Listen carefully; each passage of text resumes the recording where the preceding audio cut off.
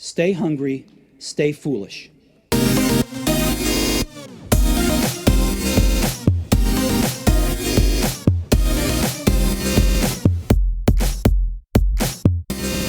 Peer review is the foundation for measuring employee performance. But does it help employees realize their full potential? Does feedback improve a company's bottom line? No More Feedback is book one in our guest's New Toxic Practice book series. This book disrupts commonly held beliefs to reveal the following: why feedback undermines employee development, the impact feedback has on our three core human capabilities, the alternative that leads to self-regulating employees, utilizing examples from our decades of work, learn the flaws in the feedback trap and build conditions for employees to flourish for long-term success. We welcome author of No More Feedback, Cultivate Consciousness at Work, Carol Sanford. Welcome to the show. Hi, Aidan. Great to be with you. It's great to have you on the show, Carol. You start this book with the question I'd ask myself as a former professional athlete, because I'm a believer that feedback is essential, but you beat me to the question, without feedback, how would we know how others see us? How would we get better at what we would do?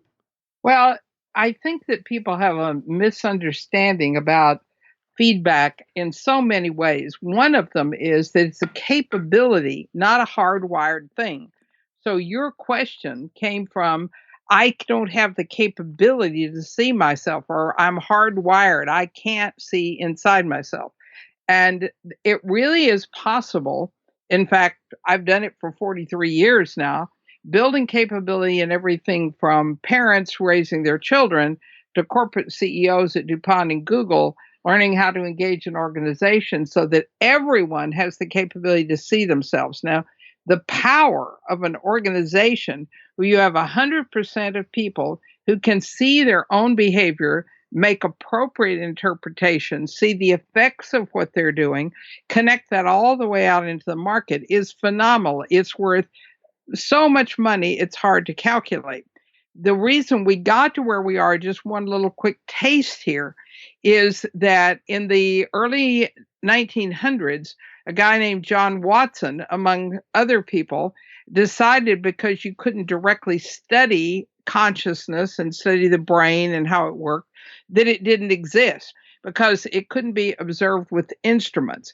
So all the studies that happened after that assumed that you had to have someone else looking at you, or else it wasn't science.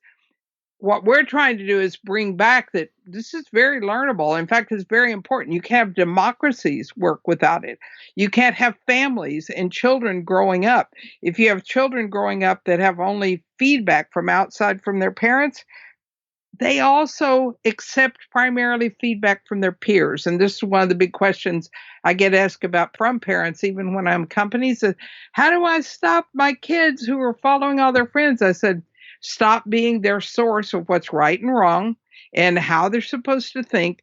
You can't teach them ethics. You have to develop that capacity. Yeah, so this idea of self-regulation is absolutely key. We'll come back to that because I'd first love to share your own experience of feedback as a budding college professor, Carol, because this is where you realized something was amiss. Oh, yeah. I debated putting that story in the book, but I was a professor at San Jose State University, not a full professor. This is when I was very early and young, starting assistant and then associate. The very first thing that I was asked to do when I moved into one department was to engage in this 360-degree feedback. And the guy who had the program, who was delightful. I mean, everybody in this program was really delightful, but he had, in the military, I think in the Army, had learned this idea about feedback, and he had purchased a program. He had all of his faculty and staff doing this with one another, everybody giving people feedback. And it was against a set of competencies, and that's not the only way you can do it. But I want to get everybody clear. There's no such thing as good feedback, and we'll come back to that. People will say, well, it's just how they do it. No, it's not how you do it. So my experience was that I was given a set of questions, I guess they were. I was trying to remember what form it came in. I'm an old lady. That was a long time ago. And when I was given them, I was asked to reflect on myself in regard to these questions, write them up. And then I was going to hear from others what they thought, all in a way that I wouldn't know who said it. which is fine. That doesn't help. Or even knowing who said it doesn't help. What I noticed immediately was the things that were on the feedback list didn't make much sense to me. Like one of them, I think the one that finally threw me completely was that you were able to present your lectures in a way that they were immediately graspable. And I'm sure I don't remember the exact words, but the idea was you're clear, concise, making it possible for your students to really, quote, learn and acquire the knowledge that you had. Now, that seems like a logical thing, but it violated a foundational epistemology. That means how people learn for me. And it's one of the reasons I've actually been hired is because I had such a great track record with the first few years I'd been at the school there. That is that people do better if they have to extract out of things and test them to apply them. And I did everything experientially, Socratically, and it was a powerful way to teach. And I realized as soon as I got the quote feedback from everyone else in the school, most people were saying to me, you need to write out your curriculum. You need to have it in an orderly way so that the logic flows one step on the other. Think about yourself trying to take notes with it. And I nearly went crazy because it was like everything I am, everything I stand for, and this one little thing violated what it was that I was really good at. I went to the head of the program, the dean, who was the head of this program and had initiated this, and tried to share this with him. He said, well, you can still teach the way you want to, but people are just telling you that it's not going to work. Well, I left. It took me about a year, maybe a little longer. And I realized if this is the way they were going to do school, and of course, I was in my late 20s at that point, just having finished my graduate work. But I left because I realized that the system of feedback was going to undermine what I call my essence, and that I was nowhere to be found in the list of things they were talking about. Plus, I came to believe, and this is what made me really leave, is that it was going to undermine the students for me to change to follow the feedback. Now, don't get caught up in that. That's not your story. The process is that whatever the feedback comes, it has come from people who don't have the experience inside of you. They have their own projections, and including their gender bias, their racial bias, all of those things get projected onto the person that they're giving feedback to. And even when you have a bunch of people doing it, you have all these collective agreements that are made not overtly, but are underlying, and I begin to be able to see this in my department, they're underlying. What a group agrees on is the common behavioral practice. So you can already see how I could see this was going to undermine innovation, everything I believed in. The only sad part of the story, and I'll pause here, is I found that by leaving the university, I did not escape feedback. It was everywhere. And I felt it was a real pity that we can make people starting out as children feel their ideas are wrong and persuade them to fit in for fear of being ostracized. And this is what would happen many people in your position back then in college, because you want to do this, you want to pursue this role, and you feel that you have to fit in and this is what you need to do. It's almost like a huge sacrifice you need to make. And one thing I had not thought of is when somebody gives us feedback, it's based on their standards, their preconceptions, their biases, as you say. And I thought about that quote about everything's built on the shoulders of giants, but sometimes the shoulders of giants can be wrong. And if we build upon wrong preconceptions, you'll never discover, you'll never innovate, you'll never come up with new ideas. And we're never taught about this idea of cognitive bias. We're not taught the idea that what we see, in quotes I'm doing, is not necessarily reality. It's all projection that comes from passing through our life experience. The other thing is it always comes from what we think they should do. And that process may have nothing to do about where they're going with their life. If anyone had asked me when I was at San Jose State University where I was going, I knew even very young that I wanted to change foundationally how education happened.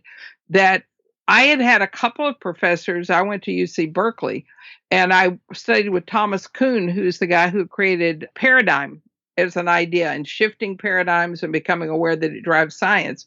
And it blew my world apart. I mean, it changed forever my ability to discern what I saw.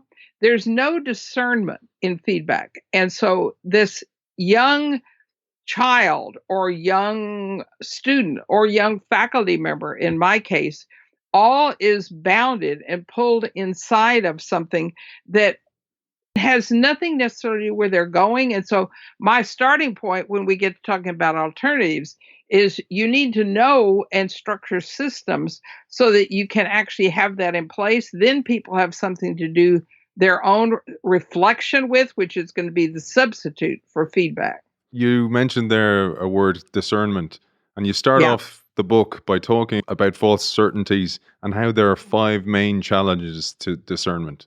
Well, what I was doing when I wrote this book is I talked about cultural dependency is one of the major things that makes us get blinded. It's like we put blinders on and we're not allowed to see it or believe it if our group, our tribe, doesn't believe it. There's also no process available to help us manage that internal projection, bias. You need to have shared frameworks about what we're agreeing something ought to look like that the person who is trying to assess themselves rather than be assessed by others can use. We don't provide that. In this culture growing up, kids learn what's right and wrong by someone telling them it's right and wrong, not by learning here are some frameworks, principles. I mean, there are many ways to do this, which could help you know where to go. The other thing that's really a challenge for all of us is we fall into whatever is familiar seems right. I'm always worried when people tell me their intuition is or their gut instinct is, because 90% of that, I mean, it's not that we don't have the capacity for some intuition and gut check, but most of the time we're gut checking against what's familiar, and the familiar will always feel right to us just because it's contrasted with that which is unfamiliar. And when it's unfamiliar, we can't understand it. We think it's abstract. We think it's biased. There are so many things we project on it. So being able to notice that we're judging what's right based on familiar and agreements and these cultural dependency is really important. We need to belong. It's a really important thing to feel like we belong. And so it is heartbreaking to me to see people who mechanically fall within their cultural paradigm, within the paradigm and confinements they have, and within the cognitive biases, and they don't learn to discern.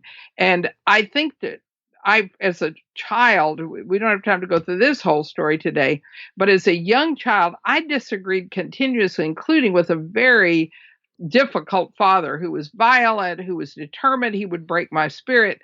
And I could see things somehow. And I think the more he told me I was wrong, the more I kept trying to figure out why was I seeing something so different than he was.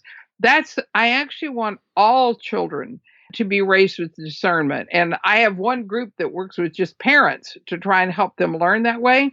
But it needs to become core to schools and to business engagement processes, that people learn how to see these biases, these cultural agreements they have about what it's right to know, what it's wrong to know, how you can come to answers. So I'm with you. It's very disturbing to have those things jump into place and people get cut short at a very young age. And one of the things it brings to mind is that feedback is based on an external feedback. So it's coming from someone else. So what it doesn't do is give you an intrinsic feel for what you feel is right. So you mentioned intuition and things like that. So therefore, it kills new ideas. And I thought about this deeply because I was thinking, if you do that to a child and you create early days, even before they go into a workplace or in school, you create that everything's based on what somebody else thinks. And that's a course correction for you. Then you'll never trust yourself. And unfortunately, a lot of people who do go on to create things, and like you said, as a child, there's very few people who have the neck thick enough, is what we say in Ireland. You have a thick neck.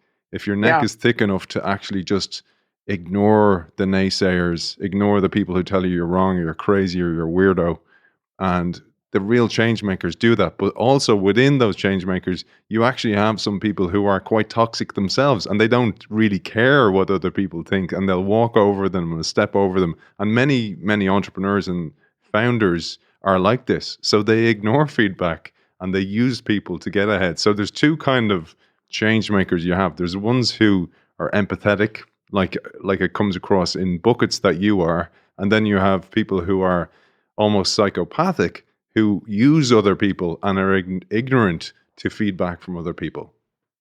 Well, you're getting into talking about something else I bring forward in the book. And first, I do agree with you about one of the characteristics I think that is entrepreneurial is we are determined to trust ourselves. And I think and I work with a lot of entrepreneurs. I have programs for them and everything, and communities they're part of. And one of the things they learn at a very young age, or maybe come into the world with it, who knows, is that they have to not listen to other people in order to make sense. And that, as you point out, can skew in different directions, because one of the characteristics I talk about that feedback undermines, that is so core to entrepreneurship, it's core to innovation, which you talk a lot about, is these three human characteristics. And one of them is external considering. The ability to see my effects on others in the world and to make choices about what helps the world work, not just what works for me. So we have to get beyond the idea that it's all about me and being self-referential. And feedback causes people to begin to look at themselves, and when you hear things that you don't agree with, and that can be good or bad, it's not about people giving good feedback so you balance the bad feedback. No. Anytime people hear something from outside their own mind, and children do this too, they if you're telling them, oh, you're a good boy, good girl, and you do that over and over again, they begin to see something different in their mind and they don't trust themselves. So this learning the external considering part as we grow up is really important. And you have to ask kids questions and get them engaged in looking at their effects. Like, kid on the playground in a fight, what do you think that kid thought when you were yelling at him? Have you ever had anybody yell at you? And you can't do it as I'm doing a little too much wrong tone in my voice, because now I was trying to determine they get it. Instead, it usually has to be a little later, and you're sitting at dinner, supper, depending on where you are in the world, and you say, well, I was just thinking about today how I feel when people are doing things like that. How do you feel? And you keep helping them be able to experience it, because that's the capability building. That goes along with the other thing you're talking about, the entrepreneurial energy, which is locus of control. Where does the control rest? Does it rest with the outside world or with me? Because if I say it rests with the outside world, I become a victim or a bully, because I'm determining I have to make that world work for me, and I am being controlled by it. If, on the other hand, I say, the buck stops here. What I did, if I had it to do again, I wouldn't do it that way. Or it may be things I don't have any actual control of, like a recession comes in and takes my business out, takes us down. The question then is, how am I going to respond? I am responsible for my own responses. The control rests in me. These are two of what I think are the three core capabilities that need to be built, starting with children.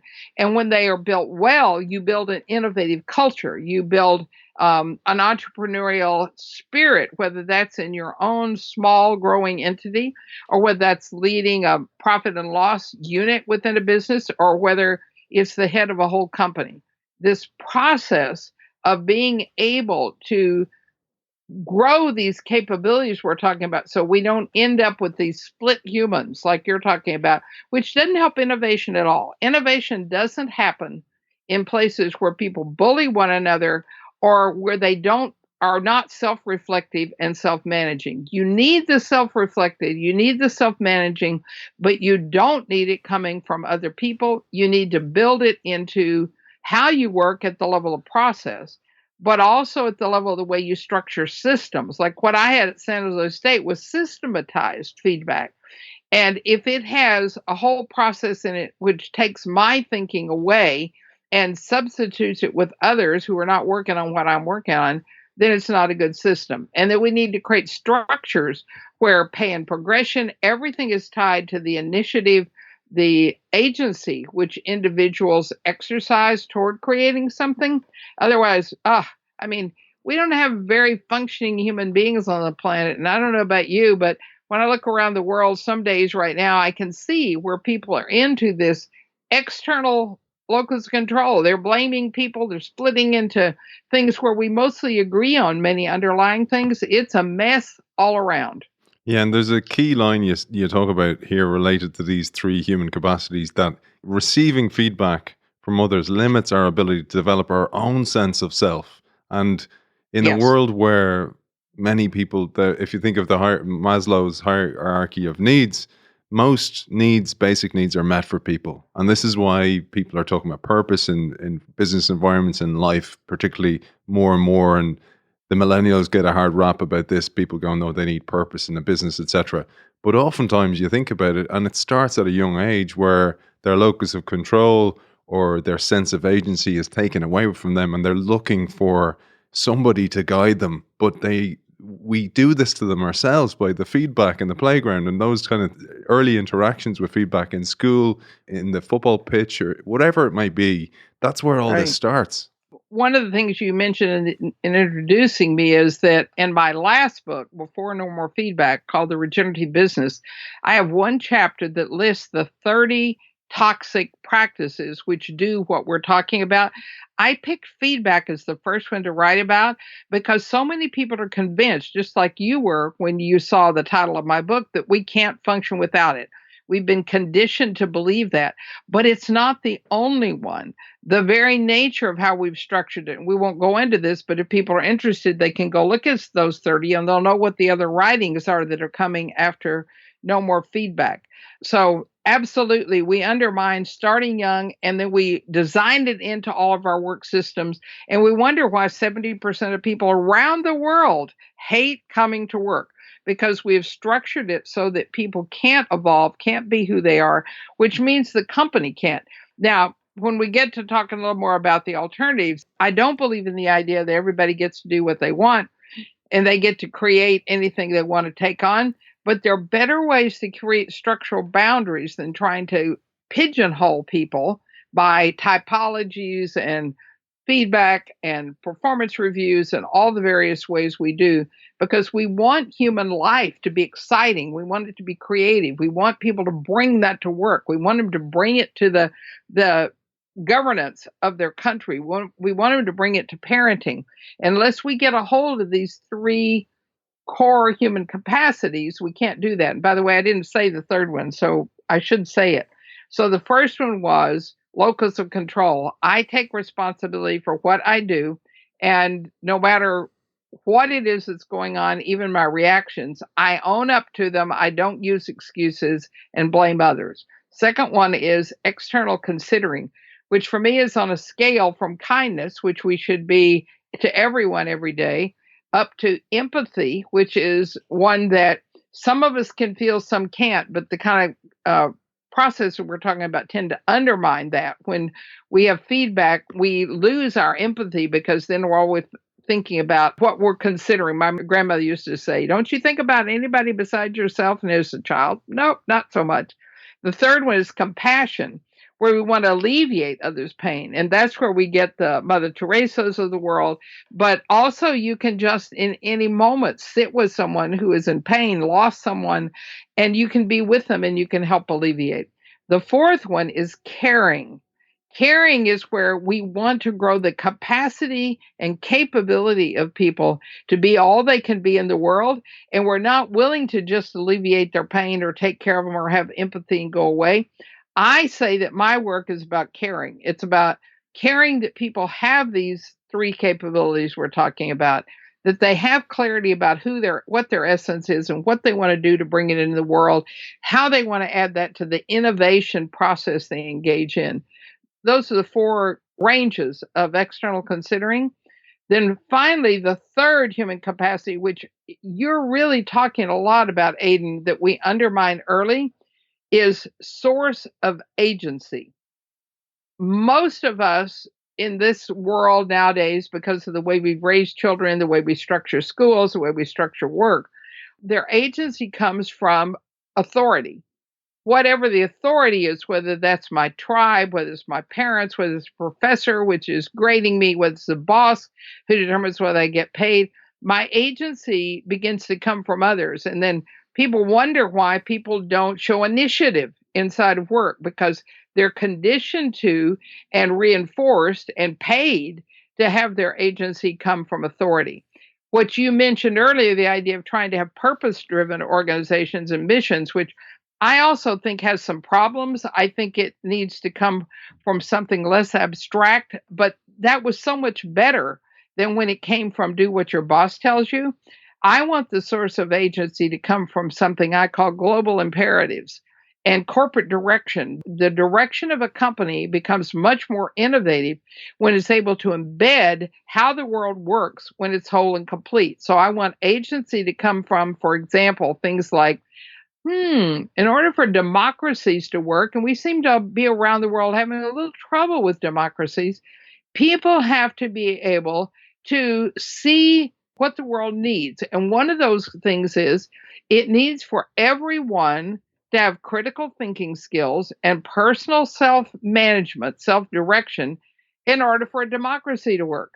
If we don't understand that that's a societal imperative, we don't think about how core education is. We don't think about how businesses undermine democracy, because what they do is they don't increase the capacity to see their effects on others, and the company is not helping with it.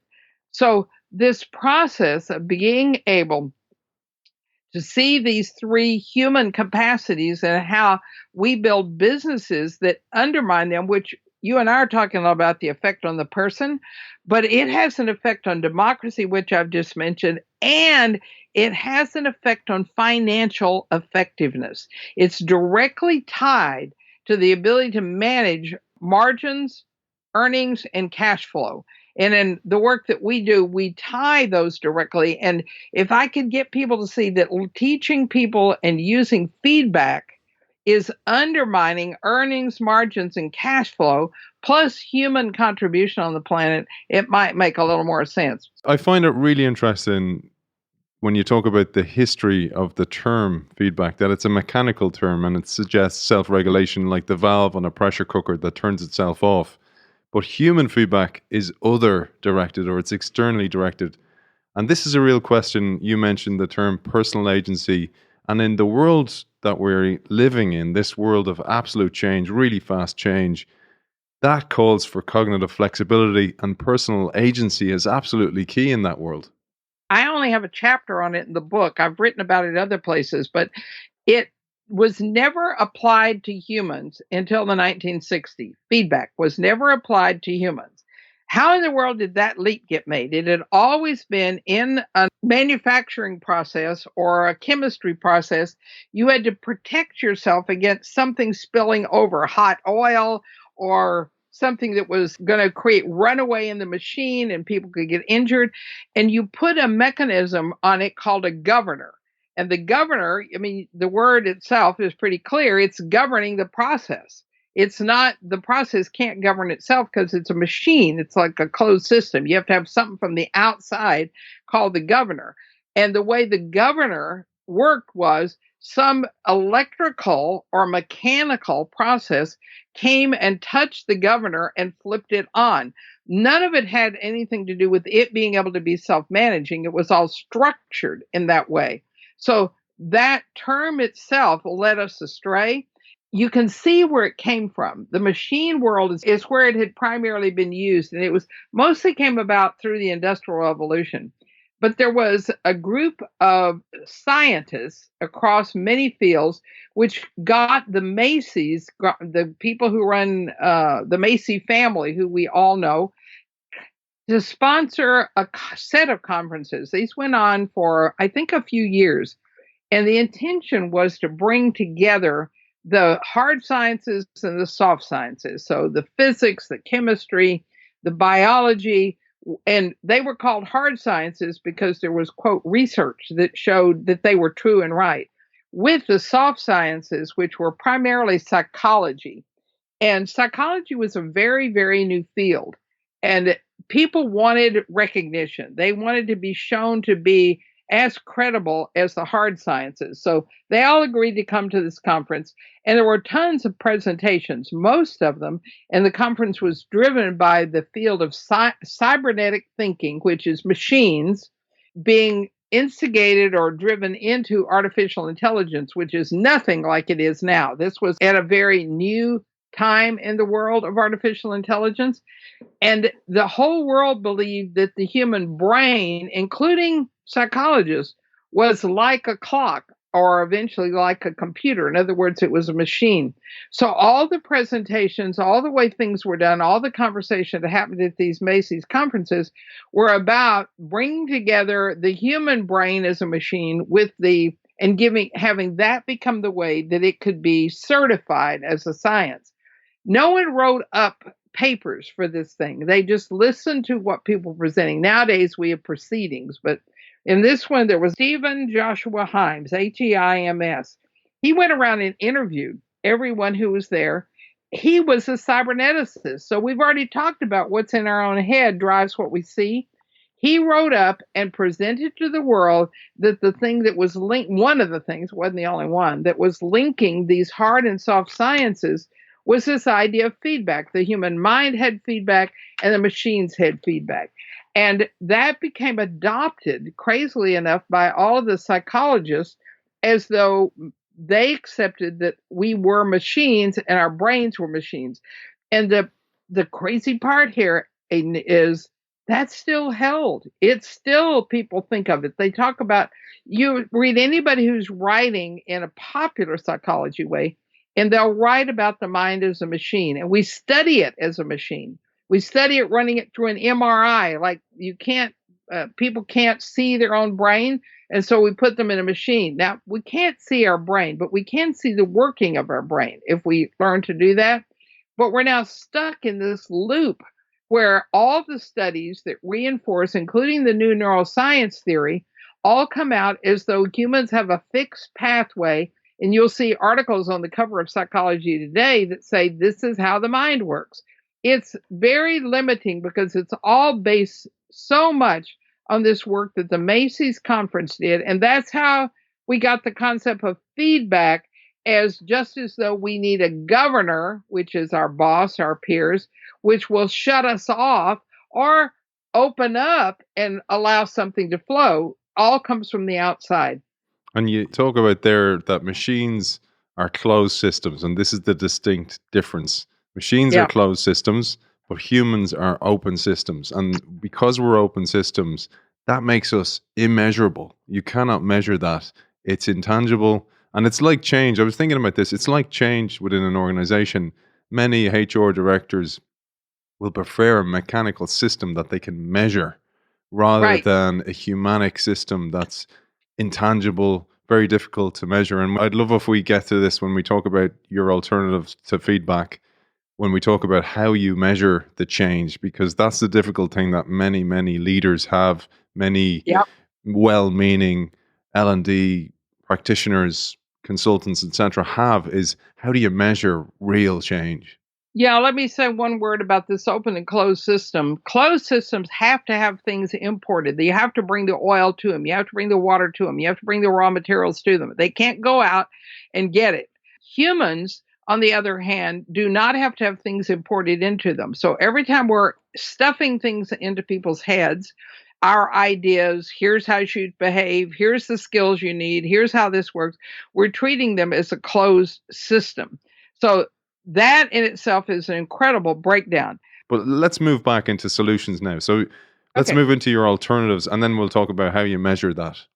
So one of the things that has to happen is you have to completely reconceptualize how you organize work. Because right now we've organized in hierarchies where some people are smarter, know more than other people. We have assumed that the higher up in the hierarchy you are, the more you're able to give feedback to the people below you. And the stress level of that first makes so many managers sick. But it also isn't a very good way to design work. So I'm going to talk about a couple of things that change, and you can't, unfortunately, just go adopt one of these. It's a paradigm shift. But let's keep it right now, at least back into the idea of where feedback fits. So in these systems, I assume that you're going to connect everybody in the organization, each individual, to the external world. And I don't mean via a bunch of reports. I mean directly so that they are able to talk to customers, suppliers on an ongoing basis. So I'm going to give you an example. Colgate Palmolive Europe during the transition, since the show's coming out of the continent anyway, that direction, we established something called market field teams. Market field teams are teams that are wrapped around particular aspect of the market. Some of those are customer groups because there's such a large customer group like Carrefour that you need to have an entire field team which is coming to understand them, looking at how to where they're going. These teams become strategists for who they're looking at. They become R&D for who they're looking at. And there'll be another market field team which is looking at mom and pop stores on every corner, which is you don't see in the States, but you see it all over Europe and in fact much of the world. These field teams are made up of a cross reflection of the entire organization, and they're not problem solving teams. They're not, what do we do internally so that we can get our sales up and all of that. They're actually in service and are connected to the market they're working on. We also had people who were looking at ecological questions, and their field that they were trying to work on was how do we increase the capacity we have for a healthy planet. We had others who were actually working on social processes. And these are long-term permanent teams which have some rotation in them. These people are constantly doing research about what's happening in their field. They attend the conferences where these people attend. They read the journals these people read. They work with teams inside the company who are pre-thinking where they're going, and they may create labs. I have one company that creates labs that you can come to, and they're engaging them and helping think about the future of their business and where it's going. This is a design company. And that process has them, when they walk back to their teams, knowing pretty much what's going on in that world. So that's the first step.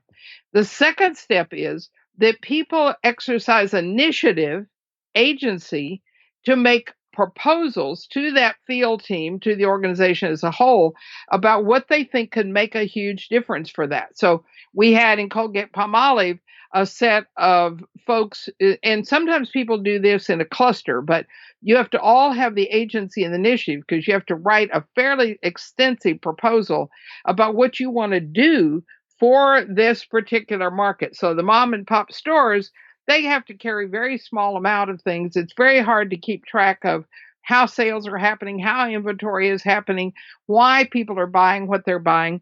And there was a team who made a proposal, which took about 2 years to pull off, took even a little education. They had to go pass it by the portfolio team. The portfolio team are the ones who decide what's going to be funded across the company.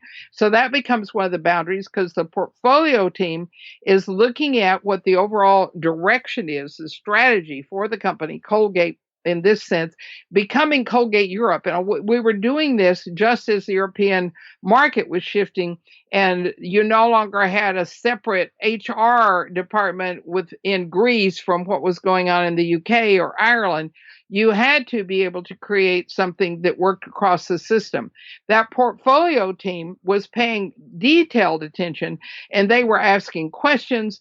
They were able to allocate a budget. And by the way, these teams on the portfolio team had a high rotating membership who came from everything from people who ran a toothpaste line or a men and deodorant line, and helped people figure out what should be funded and how they would go forward. Now, imagine you are on one day running, I shouldn't say one day, every day, you're running an assembly line because many of those, although they're highly automated, they still have people on it. But you're also on one of these market field teams.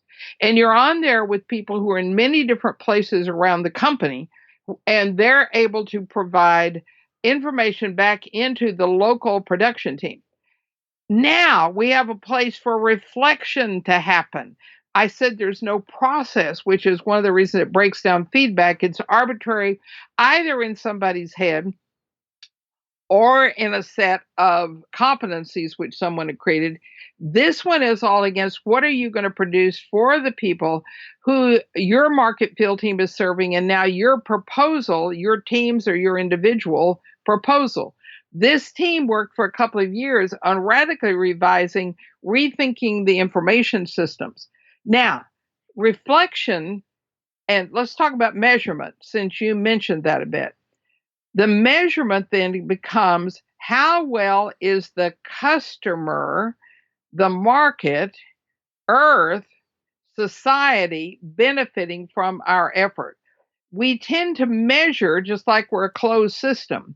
People try and figure out how do you measure the people? Will you create some arbitrary thing inside? What if you could measure performance and people were self-assessing and their market field team was collectively working with them on that, on how their external effects and contribution were paying off? How well were earnings margins and cash flow changing for the customer? Because many of those are distributors like Carrefour in the case of Colgate. But another conversation to understand you actually can use earnings margins and cash flow for individuals too. That process of measuring external in every case to the effect that's being produced is a game changer. Because now, first, innovation goes through the roof. We're innovating for people we know and can see. We don't go through customer feedback processes, which get translated through the company we hire to do the surveys, into the marketing group who rewrites it, into supervisors who break it down into so many chunks we have no idea who these people are. And so feedback in almost no place is very helpful. I actually think it's pretty good as a governor on a machine that won't let hot oil spill over. But in human systems, you want these connections that are all driven by the external understanding, not the external management. Or you could even say you manage yourself based on what you understand in the external world. Then what you have are ongoing reviews, not by someone else, but the team who is committed to these mom and pop stores. You have at least a monthly group where they sit around and they may have people from some of the mom and pop stores who become part of an advisory team on this big new challenge they're going to do for all of them. Or they may not, because they know them so well, they can stand in their shoes and then they can go engage them later. But then this team designs its own review, or the individual who has made the promise designs, I call them promises beyond ableness, right? We do something we don't know how to do, but we promise to make your life better in doing it.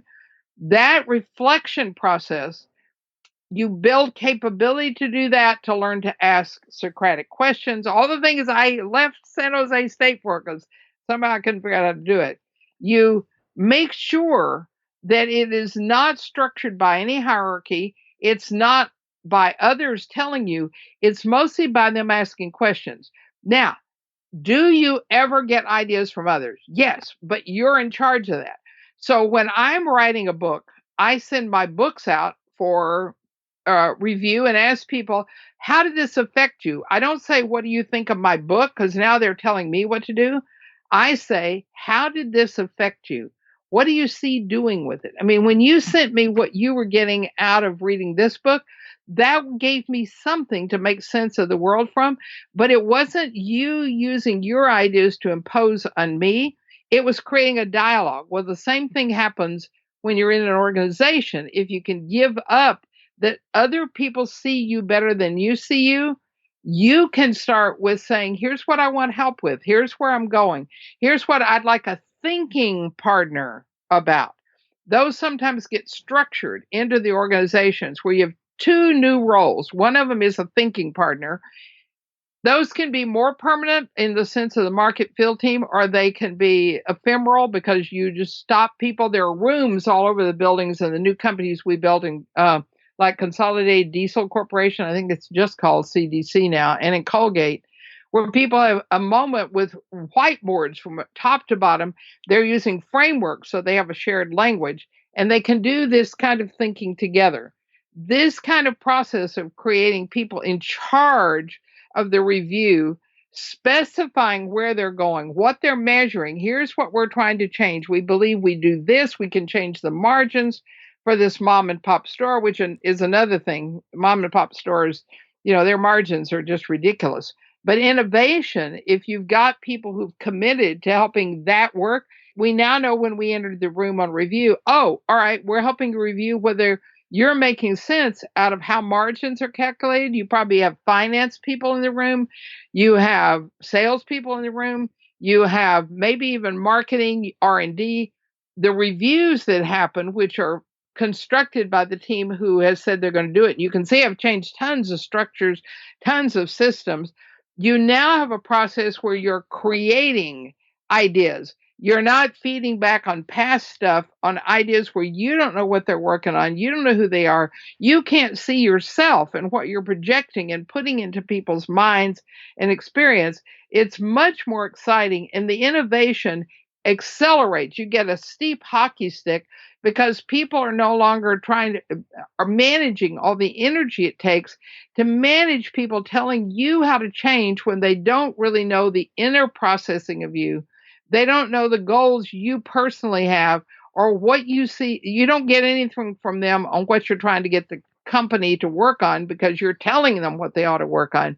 All of that energy just drains an organization of its potential and every human being in it. There's a quote I love that wraps up everything you said there. The highest success in any kind of activity, from child rearing to education to business and governments to ecosystems, regeneration and spiritual practice, comes from seeing every person as unique and capable of participating in the evolution of systems and programs. I thought that was a lovely line that really encapsulates everything you're saying there, because there's three reasons why development beyond financial payoff are so important. And I'd love if you shared those three with us as a way to kind of conclude today's show. So you have to image, and I use a lot of frameworks. They're not models, because that's another story. Mental models are another thing that are toxic. But if you image a framework that is nested with three concentric rings, each larger than the next, well, let's start with the outer ring. And that is a world that works. And that has to be looked at in terms of systems. You can't just generally say, I'm going to go change the world. I'm suspicious when people say that. Even me, when I forget. It is looking at what would it take to have a criminal justice system work. And Finland's come up with some amazing things. You were saying you have folks there who listen. Finland's come up with some amazing things about how to make criminal justice work so that people enter a system once, and they, even if that's murder, and they come out a wholly different human being, because what it takes to have the criminal justice system work is people can see their own effects and manage their own behavior, and first manage their own thinking. The next ring in, so our big outer ring, are these global imperatives that we have to come to understand at the level of systems and what makes them work, happen and are brought about by this inner ring, which is those people who work collectively on that system. So what would happen if I would love it if somehow the United Nations sponsored teams of people that are like my market field teams, which are working on the criminal justice system or the social advancement system or the education system. In companies, we do have some of these folks who come together this way. The second ring are people have to learn to work together. They have to learn to structure these kind of organizations so you can have something that's like a field team, which is responsible for a systems evolution and pulling in all of the people it takes. We do a lot of work with communities. I invite people. My next book that'll be out March is about the 9 major roles in society and how we could get people who are playing those roles, everything from educator to media content creator to citizen to economic shaper, to be able to organize and learn in a way that they're contributing to the system's change. But the most inner ring, and it is, I put it kind of like at the heart, because it's at the level of every individual essence. And we haven't talked about that much. But nature doesn't repeat. It doesn't duplicate. She is, very wise that each entity, each person, each company, each life shed, I don't call them watersheds, that's anthropocentric. They are all unique and distinctive, and they each have an essence. Coming to understand that is a really important thing, but I design work systems with people which just have it show up. So in the story I just told you, the market field team that ended up working with the mom and pop stores, there were two people who had parents who had grown up in those mom and pop world, and they came to their market field team, which was working on mom and pop stuff, and they said, we want to make a promise beyond ableness to be able to do something that would transform their ability to manage their margins. That idea came from their essence. No one assigned it to them. It wasn't, quote, delegated, which is another toxic practice. It emerged from them seeing it in the context of all the work that they were doing on the market field team, in all of the context of the work that they were doing with the company's corporate direction, which was bringing more work. I don't remember the exact words we had, but they had a broader corporate direction, which was about being able to ensure that all distribution systems serve the world being healthy. Because that was actually the founding of Colgate-Palmolive, was working a lot with not-for-profits. In order to get the essence of the company, you have to go back there. The point I'm trying to make here is you need essence at the heart of that set of systems to be awakened, and it always is shut down, almost completely, always shut down with feedback and with these other toxic practices, which include delegation, other people telling you what to do. Where's the innovation in that? And it always has to be contexted in this second ring, which are teams who are figuring out how to go somewhere, working with others. And third, to be able to bring the right kind of change on the planet that we need and in the social systems that we have. If people want to find you to find out more about your books, the future books, where can they find you? CarolSanford.com, CarolSanford. I run a fabulous podcast myself called Business Second Opinion, which critiques Harvard Business Review one article at a time. I do have a variety of communities which people can join and become a part of an education. I have a business community, which you will find at CarolSanfordInstitute.com, although you can find it off my main page. And all four of my soon-to-be fifth book, you can pre-order it, and you can get No More Feedback. Thank you. Author of No More Feedback, Cultivate Consciousness at Work, Carol Sanford, thank you for joining us. That was fun. Really, really fun. Thank you for inviting me.